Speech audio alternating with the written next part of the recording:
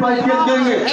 नीतीश कुमार जी तो लगातार अभियान यहाँ से लेकर दिल्ली तक चलाते रहे, बिहार को विशेष राज्य का दर्जा, विशेष राज्य का दर्जा। स्वयं प्रधानमंत्री जी ने भोजपुर की एक सभा में कहा कितना चाहिए, 25,000 करोड़, 50,000 करोड़, कितना चाहिए? चलिए 1.25 लाख करोड़। कहाँ चला गया 1.25 लाख करोड़? हमने मुझसे पूछा कि आप जरा बिहार आ रहे तो बिहार की जनता को बताने का काम कीजिए। उस वक्त के चुनाव में, पिछले लोकसभा चुनाव के समय बिहार भर में घूम घूम कर उन्होंने कहा कि बिहार के लोगों को कमाई के लिए, पढ़ाई के लिए और कमाई के लिए बिहार से बाहर नहीं जाना पड़ेगा। सब जगह उन्होंने कहा कि बिहार के गरीब लोग इलाज के लिए परेशान रहते हैं, दवा के अभाव में, इलाज के अभाव में गरीब लोग अपनी जान दे देते हैं, दम तोड़ देते हैं। अब बिहार में ऐसी स्थिति नहीं रहेगी। बिहार में गरीब लोगों के इलाज की व्यवस्था, अच्छी व्यवस्था बिहार में होगी। उन्होंने कहा था बिहार में शिक्षा की व्यवस्था अच्छी होगी। बिहार के बच्चे मेरिटोरियस होते हैं, पढ़ाई लिखाई में तेज होते हैं, लेकिन सरकारी विद्यालय में पढ़ाई लिखाई की स्थिति बद से बदतर है। कहा था कि बिहार में जब हम आएंगे, देश में आएंगे, तो बिहार में पढ़ाई की व्यवस्था यही अच्छी होगी, यहाँ के लोगों को बाहर पढ़ाई के लिए नहीं जाना पड़े। उन्होंने कहा था कि बिहार के नौजवान, बिहार के लोग अपना पेट पालने के लिए रोजगार की तलाश में दूसरे राज्यों में पढ़ाई करते रहते हैं। हम प्रधानमंत्री बनेंगे तो बिहार के लोगों को कमाई के लिए भी बाहर नहीं जाना पड़ेगा। लेकिन क्या हुआ, आज बिहार में न तो दवाई की स्थिति अच्छी है, न पढ़ाई की स्थिति अच्छी है, और कमाई की तो कोई व्यवस्था ही नहीं है। मित्रों, हम लोग दिल्ली में रहते हैं, दिल्ली में जितने माननीय सांसद रहते हैं, सब लोगों के यहाँ घर पे भीड़ लगी रहती है। यहाँ के गरीब लोग साधारण बीमारी में भी दिल्ली की यात्रा करते रहते हैं। बिहार में कोई इलाज की व्यवस्था नहीं हुई। 15 साल वाले जो आज बैठे हुए बिहार की गद्दी पर, इन्होंने भी बहुत वादे किए, लेकिन कोई वादा पूरा नहीं हुआ, न उनका पूरा हुआ, न इनका पूरा। और शिक्षा की व्यवस्था तो आज ऐसी हो रही है, गांव के सरकारी विद्यालयों में हम लोग सिर्फ नहीं कहते, सर्वे रिपोर्ट के अनुसार जो 8वीं क्लास के बच्चे हैं, 4वीं क्लास की किताब, हिंदी किताब ठीक से पढ़ नहीं पाते, गणित ठीक से नहीं बना पाते हैं, अंक की पहचान 9वीं क्लास के बच्चे ठीक से नहीं कर पाते हैं। ऐसी स्थिति के रहते हुए चाहे दिल्ली वाले हो, पटना वाले हो, अगर दावा करते हैं कि हम बिहार का विकास करेंगे, तो उनका दावा पूर्णतः खोखला है, पूर्णतः खोखला है। ऐसी स्थिति के रहते हुए जब तक शिक्षा में सुधार नहीं होगा, तब तक बिहार का सुधार नहीं हो सकता है।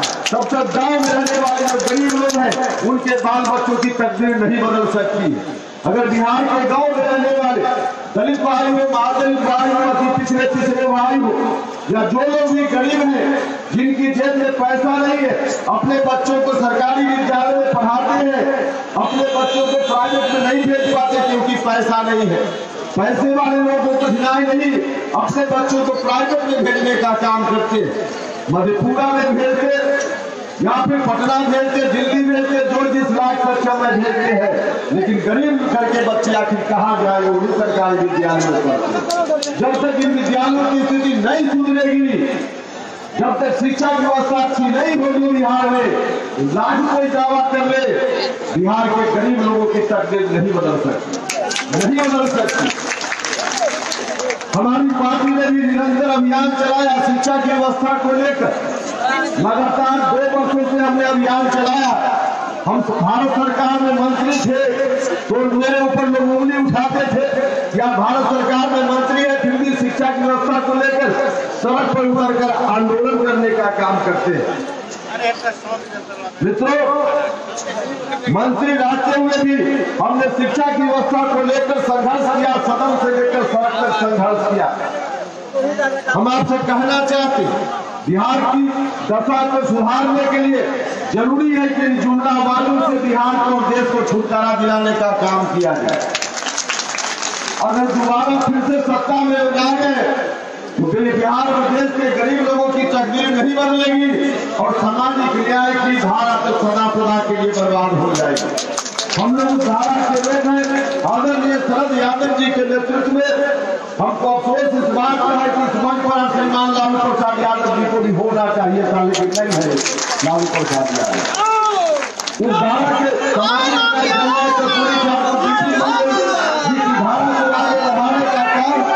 शरद यादव जी ने, लालू यादव जी ने और हम सब लोग की जितनी ताकत है हम सब लोगों ने हमेशा इस धारा को आगे बढ़ाने का काम किया है। लेकिन यह धारा यदि फिर से दोबारा सत्ता में आ गए नरेंद्र मोदी जी तो सदा सदा के लिए धारा समाप्त हो जाएगी। सदा सदा के लिए जननायक कर्पूरी ठाकुर जी की मंडल साहब का जो सपना था, जननायक कर्पूरी ठाकुर जी का जो सपना था, जगदेव बाबू का जो सपना था, सदा सदा के लिए समाप्त हो जाएगा।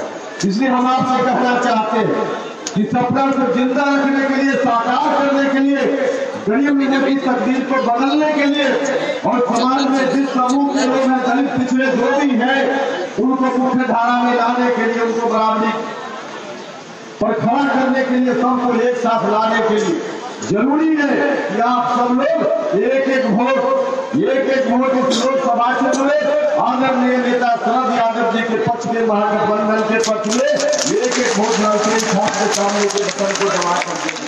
हम आपको यही आग्रह करने आए हैं, निवेदन करने आए हैं, न सिर्फ इस लोकसभा क्षेत्र में बल्कि अगल बगल में तमाम लोकसभा क्षेत्रों में महागठबंधन के उम्मीदवार को जिताने का काम करना है। हम लोगों का लक्ष्य है कि महागठबंधन के उम्मीदवार को बिहार में 40 में 40 जगह से जिताकर भेजने का काम हम करेंगे।